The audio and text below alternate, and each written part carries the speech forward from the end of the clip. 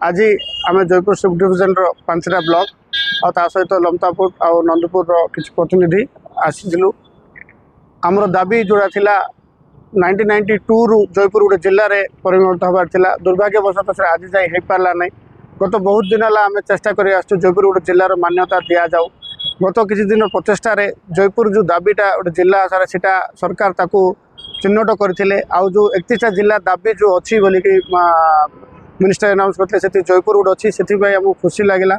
किंतु दुख ये लगे जे बहुत तले अच्छी आमर दाबीटा।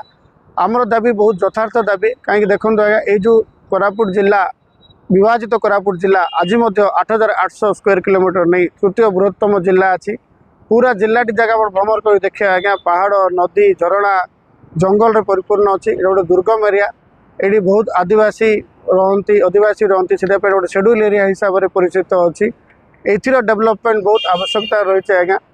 सर आज आम भुवनेश्वर आसबार उद्देश्य है आमर जयपुर को जिला मान्यता देवाई बोलिक दीर्घ वर्ष है आम से अंचल बोरीगुमा फोटपाड़ कुंदरा बोईपारीगुड़ा लमतापुर ये 4-5 गोटी ब्लॉक लोक आम जयपुर जिला बोलिक दीर्घ 5 वर्ष है लगिचु से बोली आज आम आसलु आमर राजस्व मंत्री श्रीजुक्त सुरेश पुजारी को ये जिला नूतन गठन बोले दाबी पत्र देचु।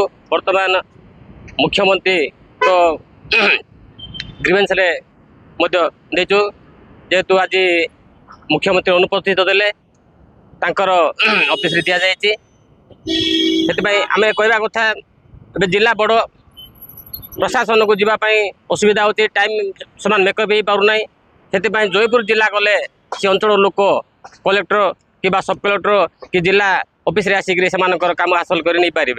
आ देखु एवं कोरापुट जिला बहुत पुराना जिला किंतु आम अंचल लोक आज पर्यंत कोरापुट जिला कौन जानी ना कि देखी ना आम कंदाजोड़ी कहतु कि तेंतली गुमा कहतु कि आमर चांदिली कहतु बहुत डिस्टेंस हो बहुत दूर बाटे जाऊँगी से बोलिक आम दाबी आमर अभियोग ये 5-7टा ब्लॉक को लेकर जयपुर जिला करा जाओ बोलिक समस्ते आम तल दिन बसीलु से आज आम भुवनेश्वर आसलु मुख्यमंत्री को राजस्व मंत्री को मिसवाई बोलिक।